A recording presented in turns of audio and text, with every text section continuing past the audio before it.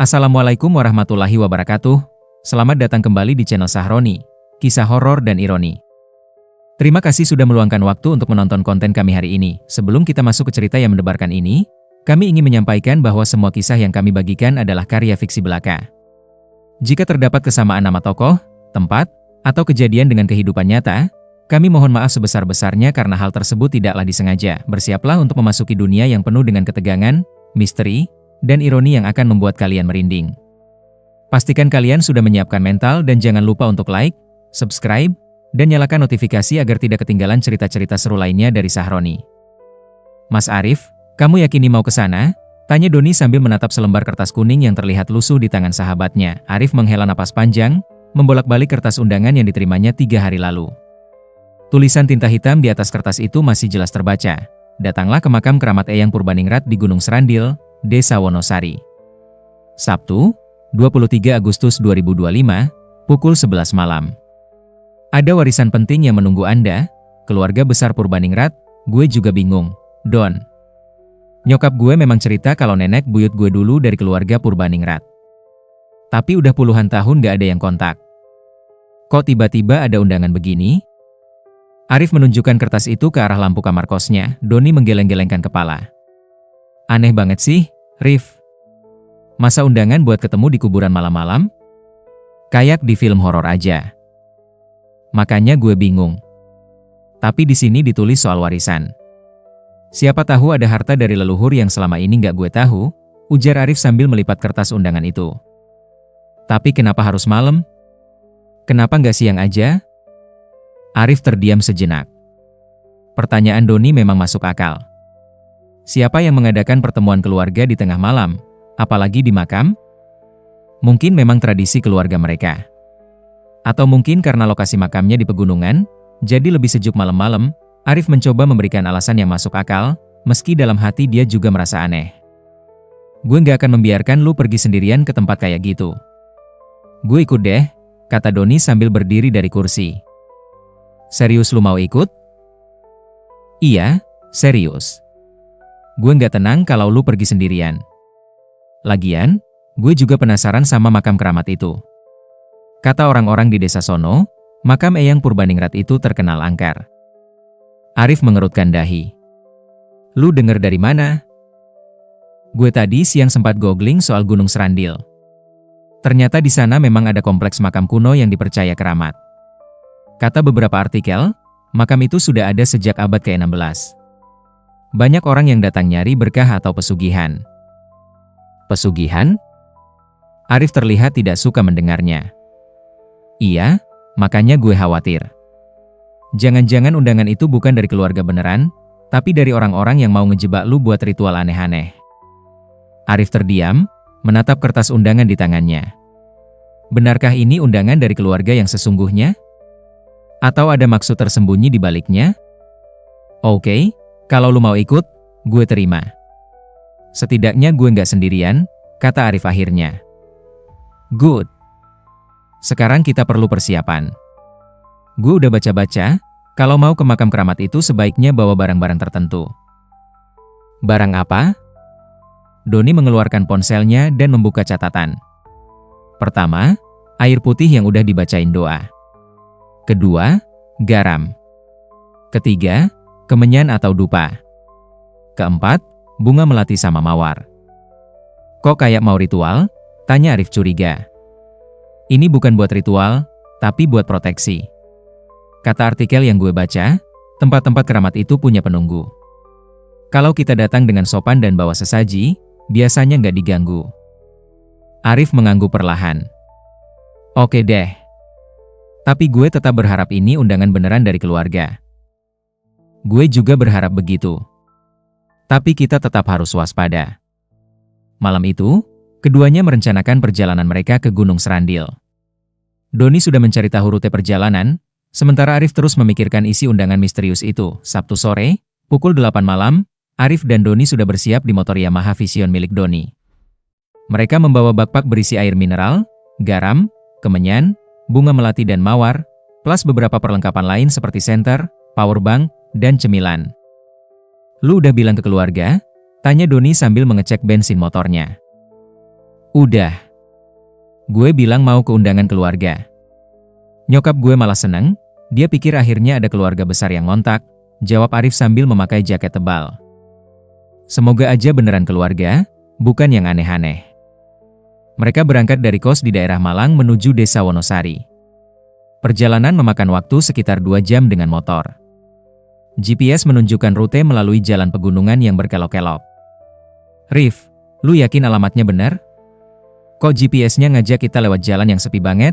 Tanya Doni ketika mereka sudah memasuki daerah pegunungan. Itu sesuai alamat yang tertulis di undangan. Gunung Serandil, Desa Wonosari, Dusun Karangwuni. Jalanan mulai sepi. Hanya sesekali mereka berpapasan dengan motor lain atau mobil pick-up. Pohon-pohon besar di kiri kanan jalan menciptakan bayangan yang menyeramkan di bawah sinar lampu motor. Don, lu ngerasa nggak ada yang aneh? Tanya Arif setelah mereka berkendara sekitar 1 jam. Aneh gimana? Dari tadi kita nggak ketemu warung atau rumah penduduk. Padahal harusnya udah masuk desa. Doni menoleh ke kiri kanan. Benar juga, sepanjang jalan hanya terlihat hutan dan semak belukar. Tidak ada tanda-tanda pemukiman. Mungkin memang jalur ini jarang dilalui orang. Makanya sepi, kata Doni, meski dalam hati dia juga mulai merasa tidak nyaman. Tiba-tiba, di depan mereka muncul seseorang yang melambaikan tangan. Seorang pria paruh-baya mengenakan sarung dan baju koko, berdiri di pinggir jalan dengan membawa senter. Ada orang, kata Arif. Doni memperlambat motornya dan berhenti di dekat orang itu. Malam, Pak, sapa Doni. Malam, Mas. Kalian mau kemana? Tanya pria itu dengan ramah. Kita mau ke makam keramat Eyang Purbaningrat di Gunung Serandil. Bapak tahu nggak lokasinya? Tanya Arif. Wajah pria itu berubah. Senyum ramahnya menghilang, digantikan ekspresi serius bahkan sedikit takut. Kalian mau ke makam Eyang Purbaningrat? Malam-malam begini? Iya, Pak. Ada undangan keluarga? Jawab Arif sambil menunjukkan kertas undangan. Pria itu melihat kertas undangan dengan seksama, lalu menggeleng-gelengkan kepala. Mas, saya sudah tinggal di desa ini 40 tahun. Keluarga Purbaningrat terakhir saya lihat itu 15 tahun yang lalu. Mereka pindah ke Jakarta. Gak ada yang tersisa di sini. Arif dan Doni saling bertukar pandang. Jika benar kata pria ini, lalu siapa yang mengirim undangan? Terus siapa yang nulis undangan ini? Pak, tanya Doni. Saya nggak tahu, Mas. Tapi kalau boleh saya sarankan, jangan pergi ke sana malam-malam. Makam itu memang keramat, tapi juga angker. Banyak kejadian aneh di sana. Kejadian aneh gimana, Pak? Tanya Arif penasaran. Pria itu menoleh ke arah hutan yang gelap. Ada yang bilang sering kedengeran suara gamelan dari arah makam. Ada juga yang lihat cahaya-cahaya aneh. Yang paling sering, orang yang kesasar di hutan sekitar makam itu, mereka ngelihat bangunan megah kayak istana. Tapi pas siang hari balik ke tempat yang sama, nggak ada apa-apa. Istana? Doni merinding mendengarnya. Iya. Kata orang-orang, itu istana gaib. Penunggu makam Eyang Purbaningrat masih punya kerajaan di alam lain. Arif menelan ludah. Tapi Pak, kalau memang ada undangan, apa nggak bahaya kalau kita nggak datang? Nah, itu yang saya khawatirkan. Kalau undangan itu bukan dari manusia biasa, bisa bahaya kalau nggak didatengin. Tapi juga bahaya kalau didatengin. Lalu kami harus gimana, Pak? Pria itu terdiam sejenak, seperti sedang berpikir keras. Kalau kalian memang harus pergi, saya bisa antar sampai pintu gerbang makam. Tapi saya nggak akan ikut masuk. Dan kalian harus janji, kalau ada hal aneh, langsung kabur. Jangan nekat. Baik, Pak. Terima kasih, kata Arif. Tunggu sebentar, saya ambil motor dulu. Pria itu masuk ke semak-semak di pinggir jalan dan mengeluarkan motor bebek tua. Dia kemudian memimpin perjalanan mereka menuju makam keramat Eyang Purbaningrat. Setelah berkendara sekitar 20 menit melalui jalan setapak yang berliku, mereka akhirnya tiba di kaki Gunung Serandil. Di sana, terlihat sebuah gerbang batu kuno yang tingginya sekitar 3 meter. Gerbang itu diapit oleh 2 pohon beringin besar yang sudah berumur ratusan tahun. Itu gerbang makam Eyang Purbaningrat, kata pria itu sambil menunjuk ke arah gerbang. Arif dan Doni turun dari motor, menatap gerbang yang terlihat angker di bawah sinar senter. Ada ukiran-ukiran kuno di gerbang itu, dengan tulisan Jawa kuno yang sudah tidak bisa dibaca lagi. "Pak, Bapak nggak mau ikut masuk?" tanya Doni. "Maaf, Mas. Saya nggak berani. Saya cuma bisa antar sampai sini. Kalau kalian mau masuk, silakan. Tapi ingat pesan saya, kalau ada yang aneh, langsung kabur." "Oke, Pak. Makasih banget udah mau antar." Pria itu mengangguk, lalu menatap jam tangannya. Sekarang jam 22.45. "Kalian bilang undangannya jam 11 malam kan? Berarti tinggal 15 menit lagi." "Iya, Pak. Saya tunggu di sini sampai jam 1 pagi. Kalau kalian belum keluar juga, saya terpaksa pulang. Besok pagi saya baru lapor ke kepala desa." Arif dan Doni mengangguk. Mereka kemudian mengambil barang-barang dari motor dan bersiap masuk ke kompleks makam. "Rif, lu masih yakin mau masuk?" tanya Doni berbisik. "Udah sampai sini, Don. Lagian undangannya tinggal 15 menit lagi. Siapa tahu memang ada keluarga yang nungguin." "Oke deh.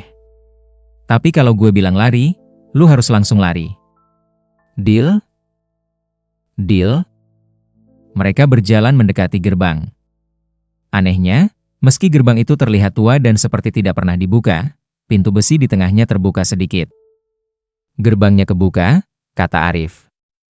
"Mungkin memang dibuka khusus buat kita," jawab Doni, meski nada suaranya tidak yakin. Mereka mendorong pintu besi itu perlahan. Bunyi, kriet yang panjang terdengar, membuat bulu kuduk mereka berdiri. Di balik gerbang, terlihat jalan setapak yang diaspal batu. Kiri kanan jalan ditumbuhi pohon-pohon tua dan semak belukar. Senter mereka menerangi jalan sejauh sekitar 5 meter. "Don, lu dengar nggak?"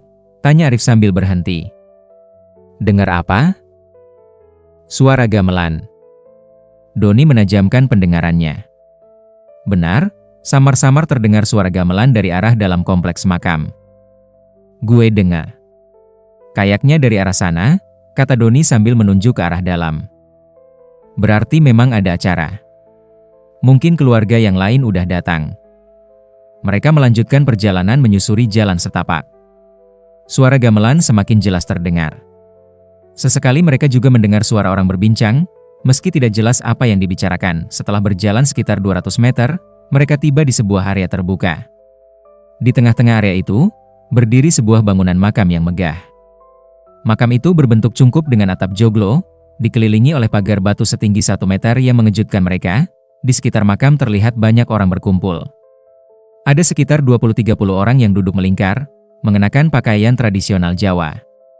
Di tengah-tengah mereka, ada seseorang yang memimpin acara dengan suara yang keras. "Wah, ternyata beneran ada acara," kata Arif lega. "Iya, untung kita datang. Tapi kok mereka pakai baju tradisional semua? Mungkin memang tradisi keluarga." Mereka berjalan mendekati rombongan itu. Anehnya, meski mereka sudah cukup dekat, tidak ada satupun dari orang-orang itu yang menoleh ke arah mereka. "Permisi," sapa Arif kepada salah seorang yang duduk di pinggir. Orang itu tidak merespon. Dia terus menatap ke arah tengah, seolah-olah tidak mendengar sapaan Arif. "Permisi, Pak." Arif mengulangi sapaannya sambil menyentuh bahu orang itu. Ketika tangannya menyentuh bahu orang itu, Arif merasakan dingin yang aneh. Bukan dingin biasa, tapi dingin yang menusuk sampai ke tulang. Orang itu perlahan menoleh ke arah Arif. Wajahnya pucat pasi, dengan mata yang kosong tanpa bola mata. Mulutnya terbuka sedikit, mengeluarkan asap putih. "Ah!" Arif berteriak dan mundur beberapa langkah. Teriakan Arif membuat semua orang yang berkumpul di sana menoleh ke arah mereka. Satu persatu, wajah-wajah pucat dengan mata kosong menatap Arif dan Doni. "Rif! Lari!" teriak Doni. Tanpa pikir panjang, keduanya berlari sekencang-kencangnya menuju gerbang. Di belakang mereka, terdengar suara seperti angin kencang dan teriakan yang tidak jelas. Arif dan Doni berlari sekencang-kencangnya menyusuri jalan setapak menuju gerbang. Jantung mereka berdebar kencang, dan napas mereka tersengal-sengal. "Don, itu tadi apa?"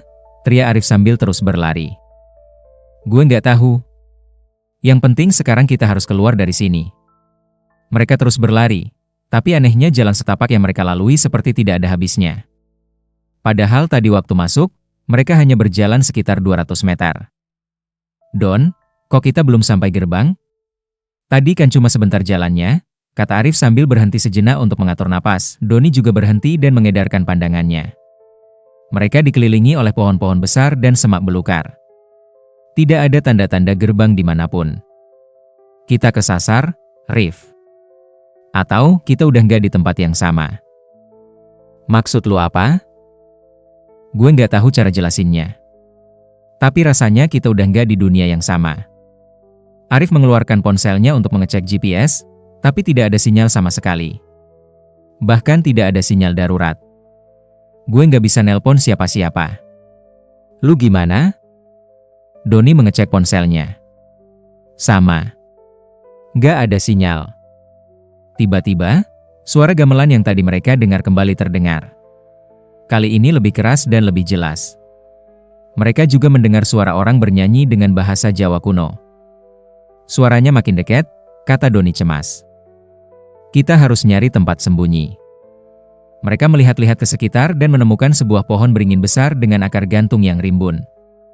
Mereka bersembunyi di balik akar-akar itu. Rif, gue nggak ngerti apa yang terjadi. Tapi kayaknya kita udah masuk ke dunia lain, bisik Doni. Dunia lain? Iya. Kayak yang diceritain bapak tadi. Istana gaib. Mungkin kita udah masuk ke dimensi lain atau apa gitu. Arif menggeleng-gelengkan kepala. Nggak mungkin. Pasti ada penjelasan logisnya. Logis gimana?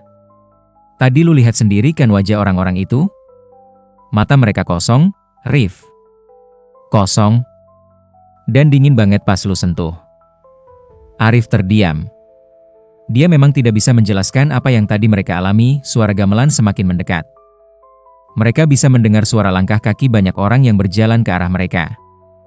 Mereka nyari kita, bisik Doni. Siapa mereka sebenarnya? Gue nggak tahu. Tapi yang jelas, mereka bukan manusia biasa. Suara langkah kaki berhenti tepat di depan pohon beringin tempat mereka bersembunyi. Arif dan Doni menahan napas, berusaha sebisa mungkin tidak mengeluarkan suara. Mereka di sini, terdengar suara seseorang yang berat dan bergema. Iya, Kanjeng. Mereka bersembunyi di balik pohon keramat, sahut suara lain. Keluarkan mereka. Tiba-tiba, akar-akar beringin yang mereka gunakan sebagai tempat persembunyian mulai bergerak. Akar-akar itu melilit kaki mereka dan menarik mereka keluar. Tolong, teriak Arif. Lepaskan, teriak Doni sambil berusaha melepaskan lilitan akar di kakinya. Mereka terseret keluar dan jatuh di depan sekelompok orang yang sama seperti yang tadi mereka lihat di makam. Wajah pucat, mata kosong, dan mengenakan pakaian tradisional Jawa. Di tengah-tengah kelompok itu, berdiri seseorang yang berbeda. Dia mengenakan pakaian kebesaran raja, dengan mahkota emas di kepalanya. Wajahnya juga pucat, tapi matanya tidak kosong. Matanya menatap tajam ke arah Arif dan Doni. Kalian yang mendapat undangan? Tanya orang itu dengan suara yang bergema. Arif dan Doni saling bertukar pandang. Mereka masih terlalu syok untuk menjawab. Jawab, bentak orang itu. Iya, jawab Arif terbata-bata. Bagus. Aku sudah menunggu lama. Keluarga Purbaningrat memang harus kembali. Keluarga Purbaningrat? Siapa Anda? Tanya Doni memberanikan diri. Orang itu tersenyum, tapi senyumannya menyeramkan. Aku adalah Eyang Purbaningrat. Yang kalian sebut Eyang Purbaningrat yang terkubur di makam keramat itu. Arif dan Doni menatap sosok yang mengaku sebagai Eyang Purbaningrat dengan tatapan tidak percaya. Bagaimana mungkin orang yang sudah meninggal ratusan tahun lalu bisa berdiri di hadapan mereka? Kalian pasti bertanya-tanya, kenapa aku bisa ada di sini? Kata Eyang Purbaningrat sambil berjalan mengelilingi mereka. Aku nggak ngerti, kata Arif dengan suara bergetar. Nggak ngerti? Kamu adalah keturunanku. Darah Purbaningrat mengalir di tubuhmu. Bukankah kamu merasa ada yang memanggil ketika menerima undangan itu? Arif terdiam. Memang benar, sejak menerima undangan itu, dia merasa ada dorongan kuat untuk datang ke makam ini. Seolah-olah ada yang memanggilnya. Tapi kenapa harus malam-malam? Kenapa harus di sini? Tanya Doni. Eyang Purbaningrat menoleh ke arah Doni dengan tatapan tajam. Kamu bukan keturunan kami. Kenapa kamu ikut? Dia teman saya. Saya nggak mau datang sendirian, jawab Arif cepat. Teman yang setia. Baiklah. Eyang Purbaningrat kembali berjalan, kali ini menuju ke arah yang berlawanan. Dia memberi isyarat pada Arif dan Doni untuk mengikutinya. Kalian ingin tahu kenapa aku memanggil kalian? Ikut aku. Dengan terpaksa, Arif dan Doni mengikuti Eyang Purbaningrat. Mereka berjalan melalui hutan yang semakin dalam. Anehnya, meski gelap dan tidak ada penerangan, mereka bisa melihat jalan dengan jelas. Rif, lu ngerasa nggak? Kita bisa lihat dengan jelas meski gelap, bisik Doni. Iya, gue juga ngerasa. Kayak mata kita udah berubah. Setelah berjalan sekitar 15 menit, mereka tiba di sebuah tempat yang mengejutkan. Di hadapan mereka berdiri sebuah istana yang megah, dengan arsitektur khas Jawa kuno. Istana itu sangat besar, dengan beberapa bangunan yang saling terhubung. Ini istana yang diceritakan Bapak tadi, tanya Doni terpesona. Selamat datang di Keraton Purbaningrat, kata Eyang Purbaningrat dengan bangga. Istana yang telah berdiri selama 500 tahun. Tapi ini kan dunia lain, tanya Arif bingung. Tidak, Nak. Ini masih dunia yang sama. Hanya saja, ini adalah dunia yang tersembunyi. Dunia yang hanya bisa dilihat oleh orang-orang tertentu. Mereka memasuki istana melalui gerbang utama yang dijaga oleh 2 prajurit berkostum tradisional. Sama seperti orang-orang yang tadi mereka lihat, wajah para prajurit itu juga pucat dengan mata kosong. Di dalam istana, suasananya sangat megah. Ada lukisan-lukisan kuno di dinding, perabotan dari kayu jati yang diukir indah, dan penerangan dari lampu-lampu minyak yang memberikan cahaya keemasan.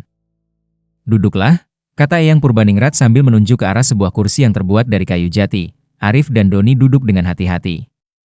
Mereka masih tidak percaya dengan apa yang mereka alami. Sekarang, akan aku ceritakan kenapa kalian berada di sini, kata Eyang Purbaningrat sambil duduk di sebuah kursi yang menyerupai tahta. Aku, Raden Purbaningrat, adalah seorang raja kecil yang memerintah daerah ini pada abad ke-16.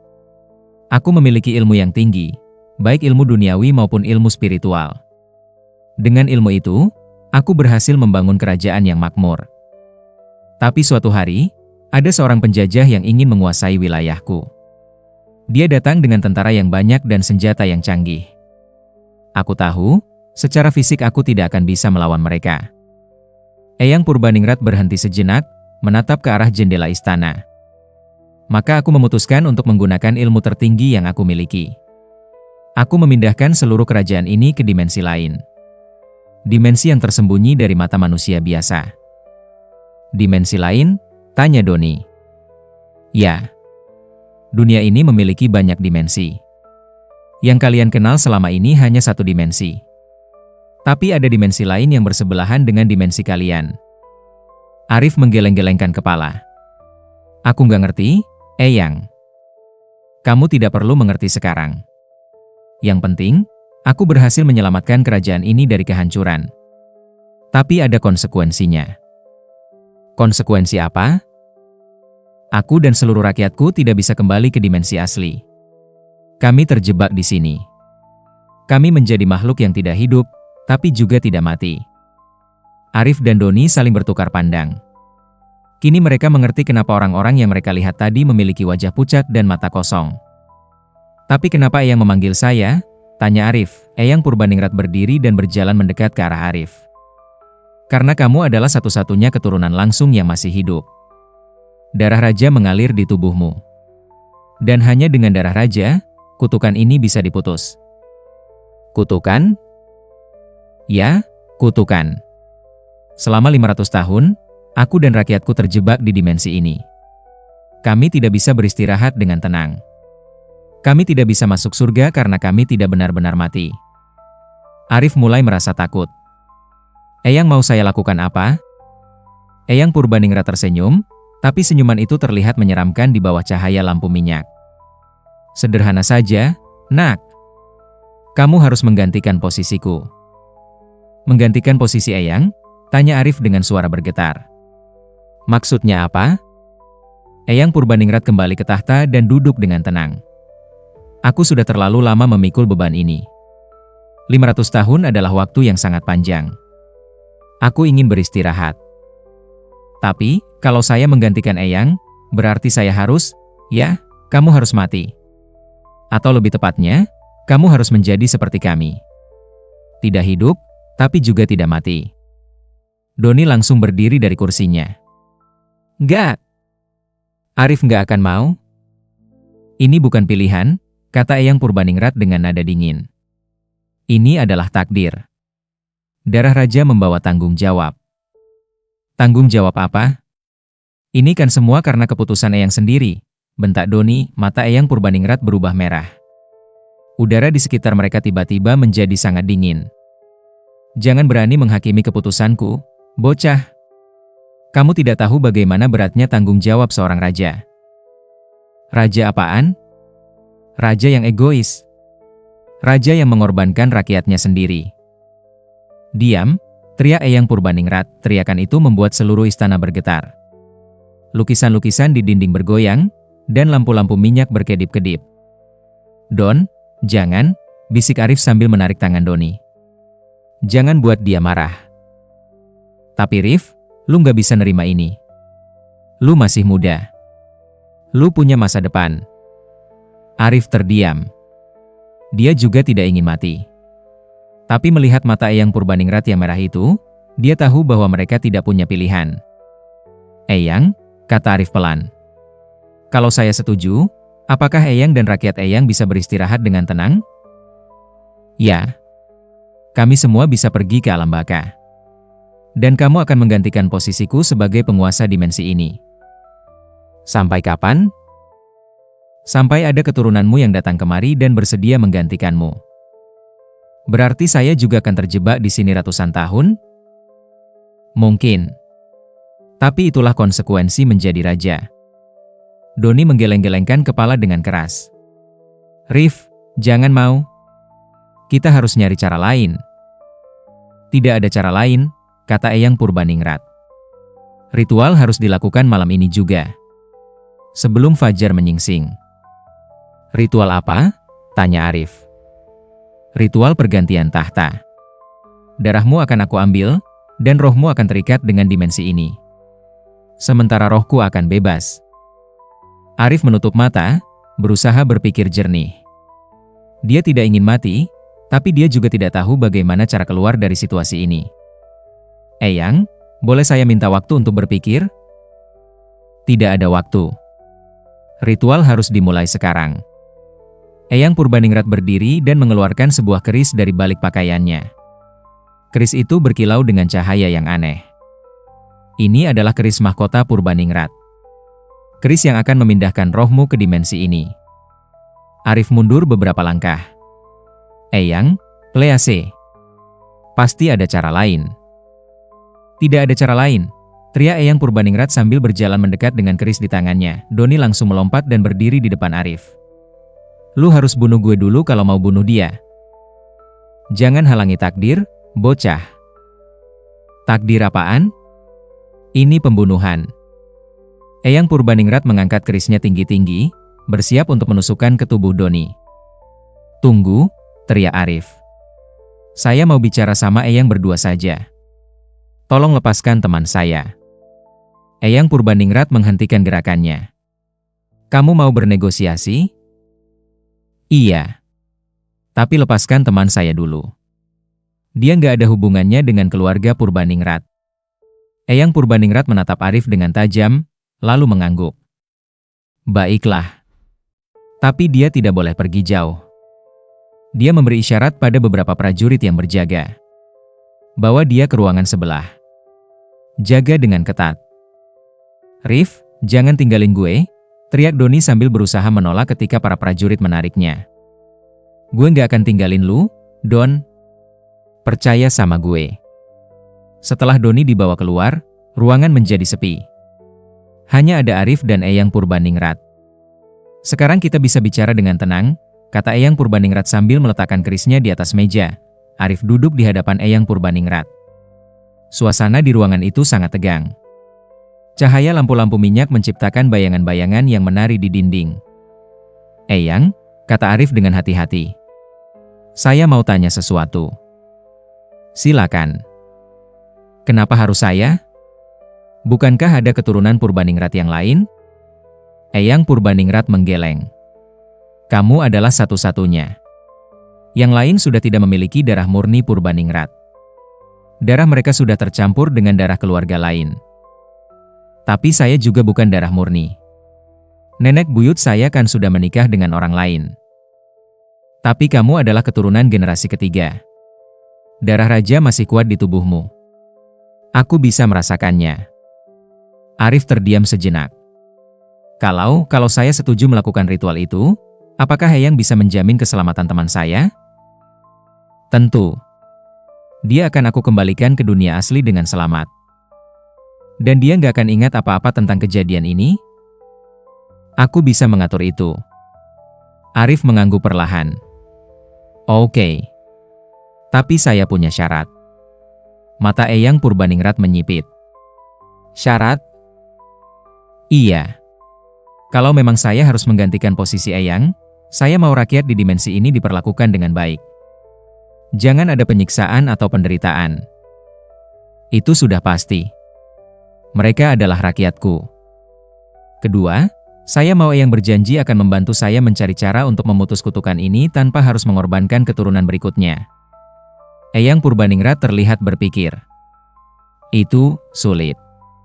Kutukan ini sudah berlangsung 500 tahun. Tapi Eyang punya ilmu tinggi kan? Pasti ada cara." "Mungkin ada. Tapi aku tidak tahu." "Kalau Eyang nggak tahu, berarti Eyang nggak peduli dengan nasib keturunan Eyang yang akan datang kemudian. Eyang cuma mau lepas dari tanggung jawab." Mata Eyang Purbaningrat berkilat marah. "Apa maksudmu?" "Maksud saya, Eyang sebenarnya egois. Eyang cuma mau bebas, tapi nggak peduli kalau keturunan Eyang harus menderita seperti Eyang." Kamu menghina rajamu." "Saya bukan rakyat Eyang. Saya hidup di zaman yang berbeda. Saya punya hak untuk berpendapat." Eyang Purbaningrat berdiri dengan marah. Keris di atas meja bergerak sendiri dan melayang ke tangannya. "Kamu sudah terlalu lancang.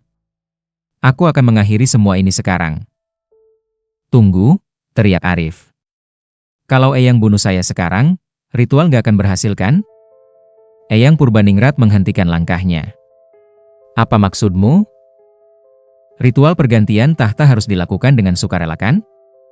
Kalau Eyang bunuh saya dengan paksa, ritual nggak akan berhasil." Wajah Eyang Purbaningrat berubah. Dia tahu bahwa Arif benar. Dan kalau ritual nggak berhasil, Eyang dan rakyat Eyang akan terjebak di sini selamanya. Lanjut Arif, Eyang Purbaningrat meletakkan kerisnya dan kembali duduk. "Kamu cerdas. Jadi, gimana Eyang? Mau nerima syarat saya atau enggak?" Eyang Purbaningrat terdiam lama. Dia menatap ke arah jendela, seolah-olah sedang berpikir keras. "Baiklah," katanya akhirnya. "Aku terima syaratmu. Tapi kamu harus berjanji akan melakukan ritual dengan sukarela." "Saya janji. Tapi sebelum itu, saya mau ketemu teman saya sekali lagi." "Untuk apa?" "Untuk pamitan. Dan untuk memberikan amanat." Eyang Purbaningrat mengangguk. "Baiklah. Tapi hanya 5 menit." Dia memberi isyarat pada seorang prajurit untuk memanggil Doni. Beberapa saat kemudian, Doni masuk ke ruangan dengan wajah cemas. "Rif, lu kenapa? Mereka nggak nyakitin lu kan?" "Gue baik-baik aja, Don." "Duduk dulu." Doni duduk di sebelah Arif. "Rif, jangan bilang lu mau nerima tawaran gila itu." Arif menatap mata Doni dengan serius. "Don, dengerin gue baik-baik. Gue udah nggak punya pilihan." "Pasti ada cara lain, Rif." "Nggak ada. Gue udah coba nego, tapi ini satu-satunya jalan." Air mata mulai mengalir dari mata Doni. "Rif, please. Jangan tinggalin gue." "Gue nggak akan tinggalin lu. Gue cuma pindah tempat. Tapi lu akan mati." Gue nggak akan mati. Gue cuma akan jadi seperti mereka. Masih bisa ketemu lu, tapi nggak bisa pulang. Doni menggeleng-gelengkan kepala sambil menangis. Ini nggak adil. Emang nggak adil. Tapi kadang hidup emang nggak adil. Arif merangkul Doni. Don, gue mau lu janji sesuatu. Apa? Kalau lu udah balik ke dunia asli, jangan ceritain kejadian ini ke siapa-siapa. Hidup lu terus normal. Nikah, punya anak, bahagia. Gimana gue bisa bahagia kalau lu nggak ada? Lu bisa. Lu harus bisa. Ini amanat terakhir gue sebagai sahabat lu. Doni menangis semakin keras. Rif, satu lagi, Don.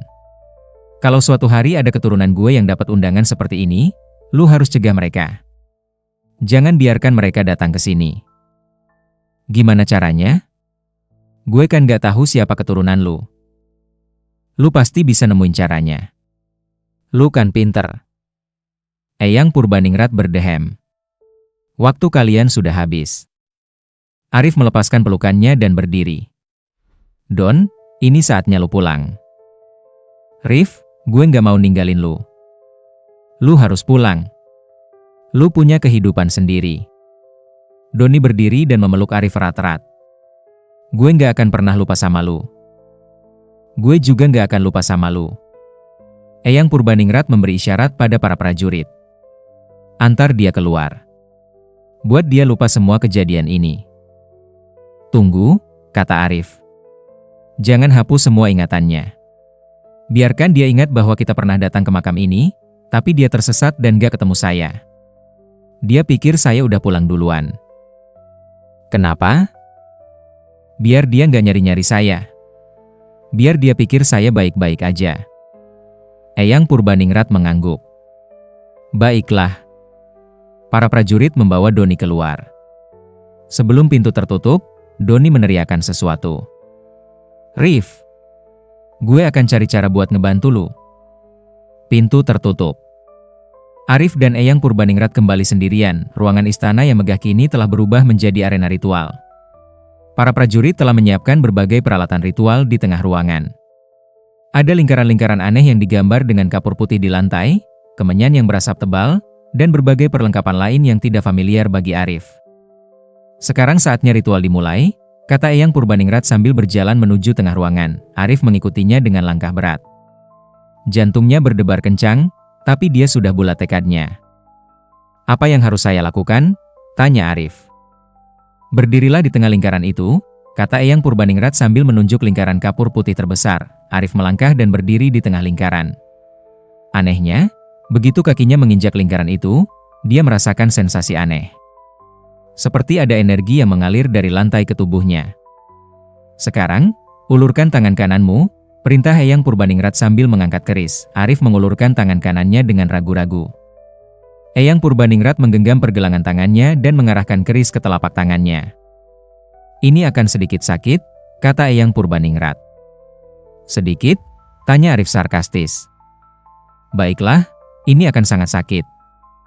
Tapi hanya sebentar. Eyang Purbaningrat menggoreskan keris di telapak tangan Arif. Darah segar langsung menetes ke lantai. Anehnya, darah itu tidak menyerap ke lantai, tapi mengalir membentuk pola-pola tertentu.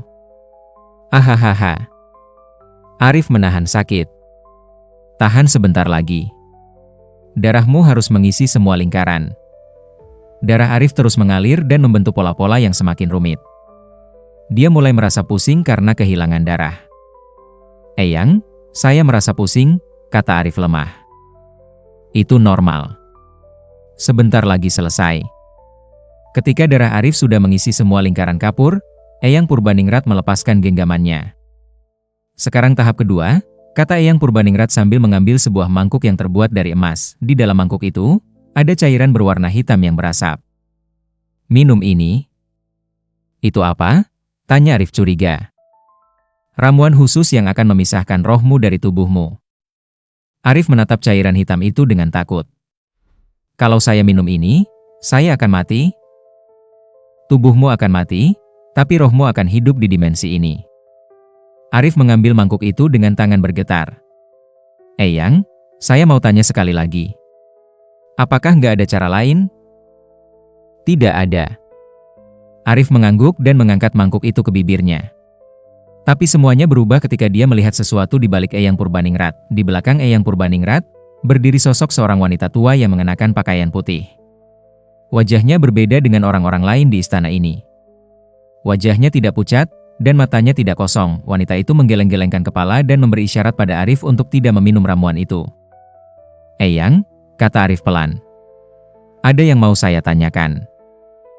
Apa? Di belakang Eyang, ada seorang wanita tua. Siapa dia? Eyang Purbaningrat menoleh ke belakang. Ketika dia melihat wanita itu, wajahnya langsung pucat. Ibu, katanya dengan suara bergetar. Wanita tua itu melangkah maju. Purbaningrat, anakku. Sudah saatnya kau berhenti. Ibu, kenapa ibu ada di sini? Aku datang untuk menghentikanmu. Apa yang kau lakukan ini salah. Eyang Purbaningrat menggeleng.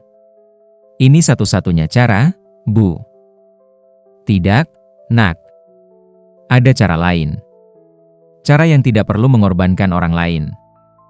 Arif masih berdiri di tengah lingkaran, memegang mangkuk berisi ramuan hitam. Dia mendengarkan percakapan antara Eyang Purbaningrat dan ibunya. Cara apa, Bu? Tanya Eyang Purbaningrat. Terima takdirmu dengan ikhlas. Berhenti berontak terhadap kematian. Kau sudah meninggal 500 tahun yang lalu. Sudah saatnya kau pergi ke alam baka.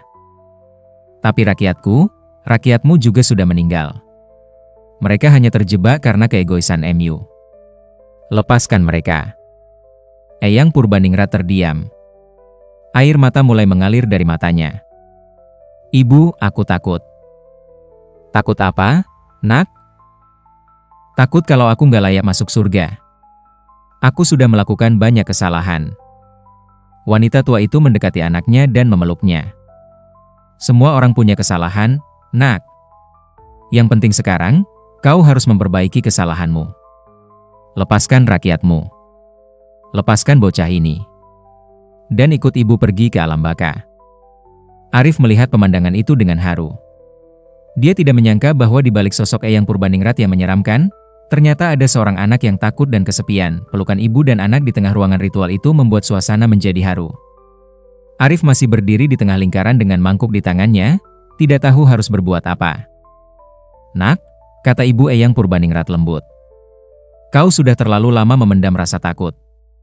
Sudah saatnya kau melepaskan semuanya. Eyang Purbaningrat menangis di pelukan ibunya.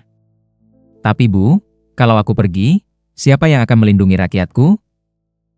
Rakyatmu sudah tidak perlu dilindungi lagi, Nak. Mereka butuh kedamaian. Mereka butuh istirahat yang tenang. Tapi mereka sudah percaya padaku selama 500 tahun. Dan sekarang saatnya kau membebaskan mereka dari kepercayaan itu. Arif akhirnya angkat bicara. Eyang, saya boleh bicara? Eyang Purbaningrat melepaskan pelukan ibunya dan menoleh ke arah Arif. Kata siapa, Nak? Saya nggak tahu pasti apakah ada surga atau neraka. Tapi saya percaya, kalau Eyang berani mengakui kesalahan dan memperbaikinya, pasti ada ampunan. Kau yakin? Saya yakin. Eyang udah melindungi rakyat Eyang selama 500 tahun.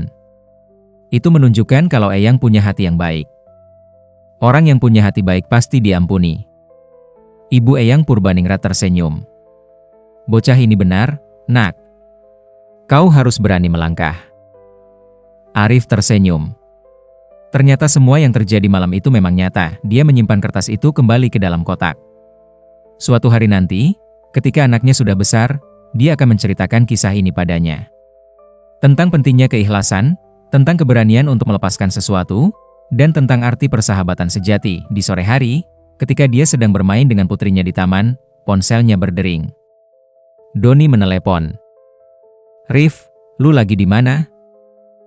Di taman, main sama Kirana. Kenapa? Gue mau cerita sesuatu yang aneh. Aneh gimana? Tadi pagi, gue mimpi tentang perjalanan kita ke makam itu 5 tahun lalu. Tapi mimpi gue beda sama kejadian yang gue ingat.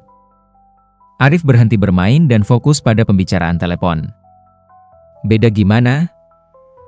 Di mimpi gue, lu nggak ketemu keluarga besar. Tapi lu masuk ke istana dan ketemu raja yang sudah mati. Terus ada ritual aneh-aneh. Arif terdiam. Apakah ingatan Doni mulai kembali? Aneh banget kan? Padahal gue yakin lu kemarin ketemu keluarga besar. Mungkin itu cuma mimpi, Don. Jangan terlalu dipikirin. Tapi mimpinya berasa banget kayak nyata, Rif. Dan gue inget banget lu bilang sesuatu tentang jangan ninggalin lu sendirian. Arif menelan ludah. Don, itu cuma mimpi. Kejadian yang beneran kan lu udah tahu. Iya sih. Tapi kok rasanya, sudahlah. Mungkin gue kebanyakan nonton film horor.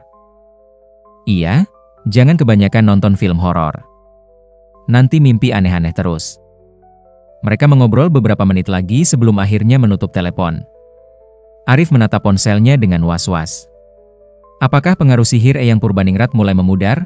Malam harinya, ketika Arif sudah tidur, dia bermimpi. Dalam mimpinya, dia berdiri di gerbang makam keramat Eyang Purbaningrat.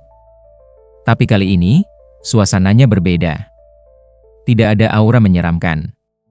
Gerbangnya terlihat bersih dan terawat. Di dalam mimpi itu, dia melihat Eyang Purbaningrat dan ibunya berdiri di depan gerbang. Mereka mengenakan pakaian putih dan terlihat damai. Nak, kata Eyang Purbaningrat. Kami datang untuk pamit terakhir. Pamit kemana, Eyang? Kami akan pergi ke tempat yang lebih baik. Tugas kami di dunia ini sudah selesai. Tapi kenapa ingatan Doni mulai balik? Karena pengaruh sihir sudah memudar. Tapi jangan khawatir, dia tidak akan ingat semuanya. Hanya serpihan-serpihan saja. Kalau dia ingat semuanya gimana? Kamu tinggal ceritakan kebenarannya. Dia sahabat sejatimu. Dia akan mengerti. Ibu Eyang Purbaningrat melangkah maju. Nak, kami ingin berterima kasih sekali lagi. Kamu sudah mengajarkan anakku tentang keikhlasan. Saya juga belajar banyak dari Eyang dan Ibu. Sekarang, hiduplah dengan bahagia. Jangan pernah menyesal dengan keputusan yang sudah kamu buat. Kamu sudah menyelamatkan banyak jiwa. Terima kasih, Ibu. Kedua sosok itu perlahan memudar. Sebelum menghilang, Eyang Purbaningrat berkata, "Ingat, Nak. Kadang-kadang untuk menyelamatkan orang lain, kita harus berani mengorbankan sesuatu. Tapi pengorbanan yang tulus akan selalu berbuah kebaikan." Arif terbangun dari mimpinya. Dia menatap jam dinding. Pukul 3 pagi. Di sebelahnya, istrinya masih tidur nyenyak. Dia bangun dan berjalan ke jendela. Di langit malam, dia melihat 2 bintang yang bersinar sangat terang. Entah kenapa, dia merasa bahwa itu adalah Eyang Purbaningrat dan ibunya yang sudah menemukan kedamaian. "Selamat jalan, Eyang," bisiknya. Angin malam bertiup lembut, seolah-olah menjawab perkataannya. Keesokan harinya, Arif mendapat kabar bahwa makam keramat Eyang Purbaningrat di Gunung Serandil telah roboh karena gempa kecil. Menurut berita, tidak ada yang terluka karena lokasi itu memang sudah lama tidak ada pengunjung. Arif tersenyum membaca berita itu. Dia tahu bahwa robohnya makam itu adalah tanda bahwa semua sudah benar-benar berakhir. Sore harinya, Doni menelepon lagi. "Rif, lu udah dengar berita tentang makam itu?" "Udah." "Kenapa? Kok gue sedih ya? Padahal cuma makam." "Mungkin karena itu tempat bersejarah buat kita." "Iya." Rif, gue inget lagi mimpi gue kemarin. Sekarang gue udah yakin itu bukan mimpi." Arif terdiam. Saatnya dia menceritakan kebenaran. "Don, lu mau ketemu? Ada yang perlu gue ceritain." "Serius? Tentang apa?" "Tentang kejadian 5 tahun lalu. Yang beneran terjadi." Doni terdiam sejenak. "Oke. Gue ke tempat lu sekarang." 1 jam kemudian, Doni datang ke rumah Arif. Mereka duduk di teras sambil minum kopi. "Don," kata Arif. "Lu siap dengerin cerita yang mungkin gak akan lu percaya?" "Siap." Arif mulai menceritakan semua yang terjadi malam itu. Tentang Eyang Purbaningrat, tentang istana gaib, tentang ritual, dan tentang bagaimana semuanya berakhir. Doni mendengarkan dengan serius. Sesekali dia bertanya, tapi sebagian besar dia hanya mendengarkan. Setelah Arif selesai bercerita, Doni terdiam lama. Jadi, kata Doni akhirnya, lu hampir mati buat ngelepas kutukan itu? Iya. Dan gue nggak ingat apa-apa karena ingatan gue dihapus? Iya. Doni mengangguk perlahan. Gue percaya. Serius? Serius. Karena di mimpi gue inget banget perasaan takut kehilangan lu. Perasaan itu terlalu nyata buat cuma jadi mimpi. Mereka terdiam sejenak. Rif, kata Doni. Lu tahu nggak, selama 5 tahun ini, gue sering merasa kayak ada yang hilang. Kayak ada bagian dari hidup gue yang hilang. Sekarang gue tahu itu apa. Maaf gue nggak cerita dari dulu. Nggak apa-apa. Gue ngerti kenapa lu nggak cerita. Lu nggak mau gue khawatir. Iya. Doni merangkul Arif. Makasih, Rif. Makasih udah ngorbanin diri lu buat ngelepas kutukan itu. Dan makasih juga udah nyeritain kebenaran sekarang. Sama-sama, Don. Lu kan sahabat gue. Mereka duduk di teras sampai malam, membicarakan berbagai hal. Tentang masa lalu, tentang masa depan, dan tentang arti persahabatan. Ketika Doni sudah pulang, Arif masuk ke kamar dan menemukan istrinya sudah bangun. Siapa yang tadi datang? Tanya Sari. Denny. Sahabat lama. Kalian ngobrol apa? Kelihatan serius banget. Arif tersenyum dan memeluk istrinya. Cerita lama. Suatu hari nanti gue ceritain ke kamu. Janji? Janji. Mereka berbaring di kasur. Sari tertidur dengan cepat, tapi Arif masih terjaga. Dia menatap langit-langit kamar sambil memikirkan semua yang telah terjadi. 5 tahun yang lalu, dia hampir kehilangan nyawanya. Tapi justru dari pengalaman itu, dia belajar tentang arti keikhlasan, keberanian, dan persahabatan sejati. Sekarang, dia memiliki keluarga yang bahagia. Dia memiliki pekerjaan yang dia cintai. Dan dia memiliki sahabat yang mau menerima kenyataan pahit tentang masa lalu mereka. Dia menutup mata dan tersenyum. Di dalam hatinya, dia berdoa untuk Eyang Purbaningrat dan seluruh rakyatnya yang telah menemukan kedamaian. Dan untuk pertama kalinya dalam 5 tahun, dia tidur dengan sangat nyenyak. Tanpa mimpi. Tanpa ketakutan. Hanya kedamaian. Kedua sosok itu menghilang dalam cahaya putih. Makam yang tadi megah kembali roboh dan menjadi reruntuhan. Akhirnya berakhir juga, kata Doni lega. Iya, jawab Arif sambil memeluk Kirana. Sekarang kita bisa pulang dengan tenang. Mereka berjalan menuju motor sambil matahari mulai terbit di ufuk timur. Tidak ada lagi aura misterius. Tidak ada lagi ketakutan. Hanya rasa syukur karena keluarga masih utuh. Papa, kata Kirana di tengah perjalanan. Maaf aku nggak dengerin Papa. Gak apa-apa, sayang. Yang penting sekarang kita semua selamat. Papa, cerita ini akan kita turunkan ke anak cucu kita nggak? Arif tersenyum. Mungkin. Biar mereka tahu bahwa dalam hidup, kadang kita harus berani menghadapi masa lalu untuk melindungi masa depan. Dan biar mereka tahu bahwa keluarga dan persahabatan adalah harta yang paling berharga, tambah Doni. Mereka sampai di rumah ketika matahari sudah tinggi. Sari sudah menunggu dengan cemas di depan rumah. Kirana. Syukurlah kamu selamat, seru Sari sambil memeluk putrinya. Maaf Mama, aku bikin khawatir.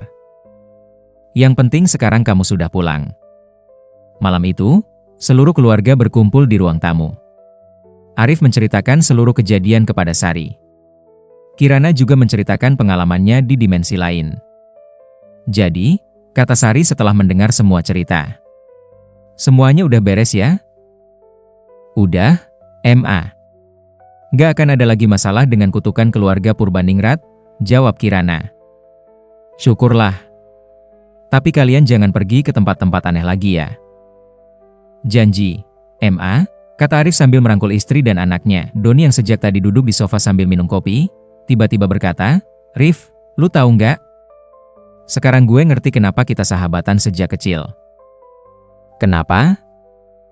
Karena takdir udah ngatur kita untuk saling bantu di saat-saat sulit kayak gini. Arif tersenyum. Iya.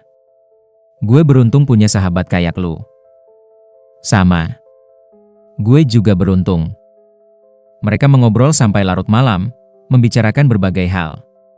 Tentang pengalaman yang baru saja mereka lalui, tentang rencana masa depan, dan tentang arti keluarga dan persahabatan. Ketika semua orang sudah tidur, Arif masih terjaga. Dia berdiri di teras rumahnya sambil menatap langit malam yang bertabur bintang. Di dalam hatinya, dia berdoa untuk Eyang Purbaningrat dan Adipati Kusumaningrat yang sudah menemukan kedamaian. Dia juga bersyukur karena keluarganya masih utuh dan selamat. Terima kasih, bisiknya pada langit malam. Terima kasih untuk semua pelajaran hidup yang telah diberikan. Angin malam bertiup lembut, seolah-olah menjawab doanya dengan tenang. Keesokan harinya, hidup kembali normal. Arif kembali mengajar, Sari kembali bekerja, dan Kirana mulai mencari pekerjaan setelah lulus kuliah. Tapi ada satu hal yang berubah. Mereka sekarang lebih menghargai waktu bersama keluarga. Setiap makan malam, mereka selalu berkumpul dan bercerita tentang aktivitas masing-masing. Doni juga sering datang berkunjung, terkadang membawa istri dan anak-anaknya. Mereka seperti satu keluarga besar yang saling mendukung. Dan ketika cucu-cucu Arif mulai bertanya tentang asal-usul keluarga mereka, Arif akan menceritakan kisah tentang Eyang Purbaningrat.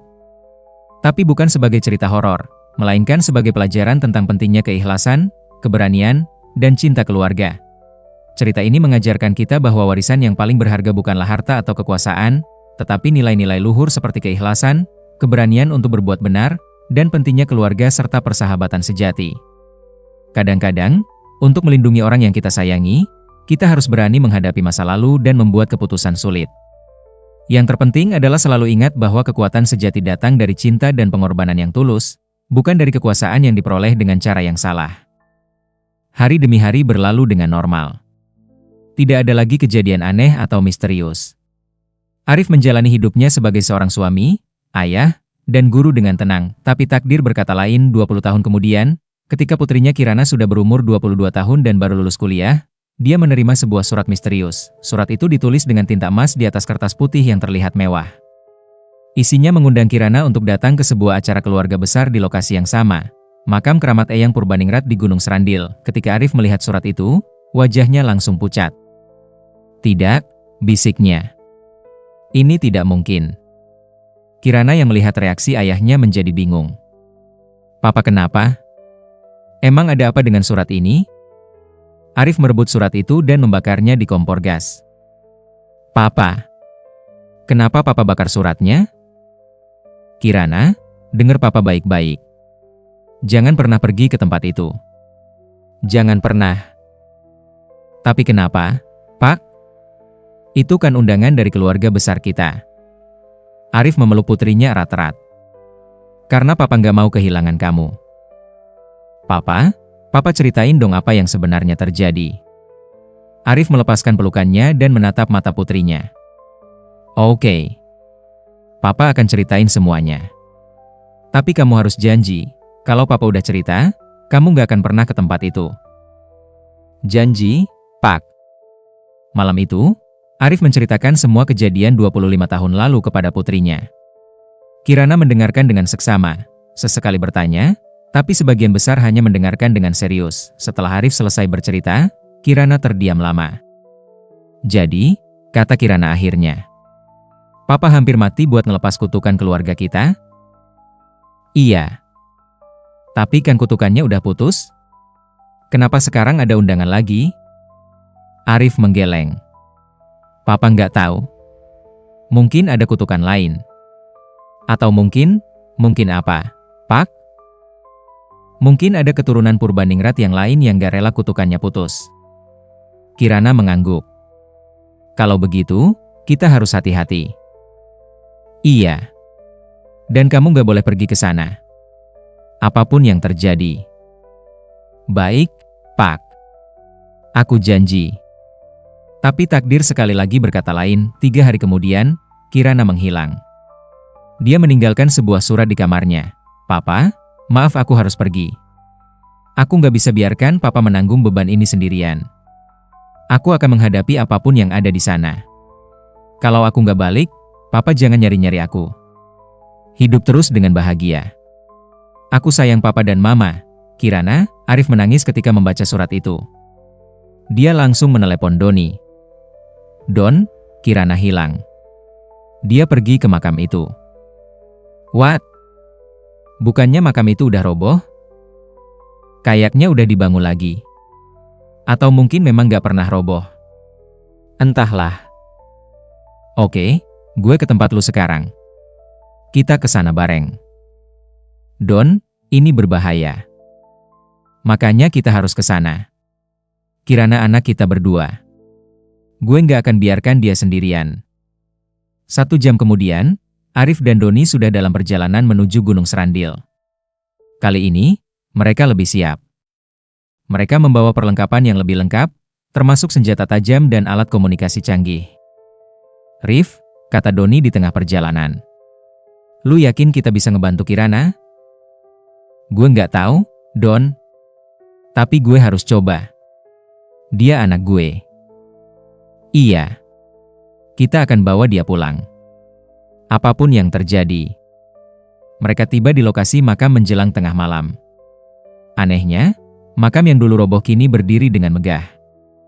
Bahkan terlihat lebih besar dan lebih menyeramkan daripada dulu. Don, lu lihat nggak? Makamnya berubah. Iya. Kayaknya kita nggak akan ngadep Eyang Purbaningrat kali ini. Terus siapa? Doni menggeleng. Entah. Yang penting, kita harus nemuin Kirana. Mereka memasuki kompleks makam dengan hati-hati. Kali ini, suasananya berbeda. Tidak ada suara gamelan, tidak ada orang-orang berkumpul. Hanya kesunyian yang mencekam. Di tengah kompleks, mereka melihat Kirana berdiri sendiri di depan sebuah makam yang sangat besar. Dia mengenakan gaun putih dan terlihat seperti sedang dalam trans. Kirana, teriak Arif. Kirana menoleh, tapi matanya kosong. Sama seperti mata orang-orang yang dulu mereka lihat. Papa, katanya dengan suara yang aneh. Papa datang. Kirana, kita pulang sekarang, kata Arif sambil berjalan mendekat. Tidak bisa, Pak. Aku sudah berjanji. Berjanji sama siapa? Dari balik makam besar itu, muncul sosok yang membuat Arif dan Doni terkejut. Itu adalah Eyang Purbaningrat. Tapi bukan Eyang Purbaningrat yang dahulu mereka kenal. Sosok ini lebih gelap, lebih menyeramkan. Selamat datang kembali, kata sosok itu dengan suara yang bergema. Siapa kamu? Tanya Arif. Kamu bukan Eyang Purbaningrat yang dulu. Aku adalah saudara Purbaningrat. Namaku Adipati Kusumaningrat. Dan aku tidak setuju dengan keputusan adikku untuk memutus kutukan keluarga. Kenapa? Karena kekuatan keluarga Purbaningrat tidak boleh hilang. Kita adalah keluarga raja. Kita harus memerintah selamanya. Arif menggeleng. Kekuatan yang didapat dari penderitaan orang lain itu bukan kekuatan. Itu kejahatan. Kamu tidak mengerti, bocah. Kekuatan adalah segalanya. Lepaskan anak saya. Tidak. Dia akan menjadi ratuku. Dan kamu akan menjadi raja di dimensi lain. Kita akan membangun kerajaan yang lebih besar. Tidak, teriak Arif. Dia berlari menuju Kirana, tapi tiba-tiba tubuhnya terpental ke belakang oleh kekuatan gaib. Papa, teriak Kirana. Seketika matanya kembali normal. Kirana, sadarlah. Jangan dengar dia. Aku nggak bisa bergerak, Pak. Adipati Kusumaningrat tertawa keras. Sekarang kalian akan merasakan kekuatan sesungguhnya keluarga Purbaningrat. Dia mengangkat kedua tangannya. Angin kencang bertiup, dan langit mendadak gelap gulita, tapi tiba-tiba, cahaya terang muncul dari arah gerbang. Eyang Purbaningrat yang asli dan ibunya muncul dengan dikelilingi cahaya putih. Kakak, kata Eyang Purbaningrat. Berhentilah. Kamu sudah mati. Sudah saatnya beristirahat. Purbaningrat? Kenapa kamu ada di sini? Bukankah kamu sudah pergi ke alam baka? Aku datang untuk menghentikanmu. Lepaskan mereka. Tidak. Aku akan membangun kerajaan gaib yang lebih besar. Kakak, kekuatan tanpa kebijaksanaan hanya akan membawa kehancuran. Pertarungan gaib dimulai. Eyang Purbaningrat dan Adipati Kusumaningrat saling melemparkan kekuatan mistis satu sama lain. Cahaya putih dan cahaya hitam bertabrakan di udara. Di tengah pertarungan itu, Arif berhasil bangkit dan berlari menuju Kirana. Kirana, pegang tangan Papa. Kirana mengulurkan tangannya. Begitu tangan mereka bertemu, ikatan gaib yang menahan Kirana terputus. Don, kita kabur sekarang. Mereka bertiga berlari menuju gerbang sambil pertarungan gaib masih berlangsung di belakang mereka. Ketika sampai di gerbang, mereka melihat Eyang Purbaningrat berhasil mengalahkan saudaranya. Adipati Kusumaningrat terpental dan jatuh ke tanah. "Kakak," kata Eyang Purbaningrat sambil mendekati saudaranya. "Sudah saatnya kita pergi bersama." Adipati Kusumaningrat menatap adiknya dengan mata yang sudah tidak berapi-api lagi. Aku lelah, Dik. Aku tahu. Mari kita beristirahat." Kedua bersaudara itu berpelukan. Cahaya putih menyelimuti mereka berdua. "Terima kasih," kata Eyang Purbaningrat sambil menatap Arif, Doni, dan Kirana. "Kalian sudah mengajarkan kami tentang arti keluarga yang sesungguhnya." "Sama-sama, Eyang," jawab Arif. Sekarang, kutukan keluarga Purbaningrat benar-benar putus. Tidak akan ada lagi undangan misterius. Tidak akan ada lagi ritual aneh. Kalian bisa hidup dengan tenang. Terima kasih, Eyang. Terima kasih yang sebesar-besarnya sudah setia mendengarkan kisah sampai selesai. Kehadiran kalian adalah motivasi terbesar bagi kami untuk terus menghadirkan cerita-cerita horor yang tidak hanya menegangkan, tapi juga penuh dengan ironi kehidupan yang menggugah pikiran. Jangan lupa untuk subscribe dan aktifkan notifikasi agar kalian tidak melewatkan kisah-kisah berikutnya yang pastinya akan membawa kalian masuk lebih dalam ke dunia misteri dan keanehan yang menggelitik rasa penasaran. Sampai jumpa kembali di cerita selanjutnya. Semoga malam kalian penuh kedamaian, dan keberanian kalian tak pernah surut menghadapi kegelapan. Wassalamualaikum warahmatullahi wabarakatuh.